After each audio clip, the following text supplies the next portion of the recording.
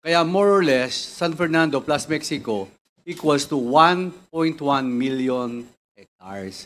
So kung po pwede, i-consolidate mo lahat. Gawa natin na, i-plot natin na maayos. And then we will compare the names of the owner. Yung Yatay Holdings po yan. Tapos may Empire dyan, yung pinag-uusapan natin. So yun lang ang request ko. If you can coordinate to the assessor of the city of San Fernando and the city and municipality of Mexico, and then the RD, the LRA, we can consolidate all of that. Yes, Your Honor, we will coordinate with the assessor of the city of San Fernando.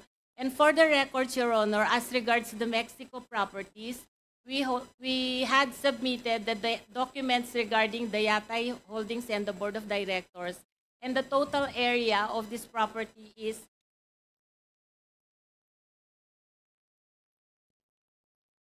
499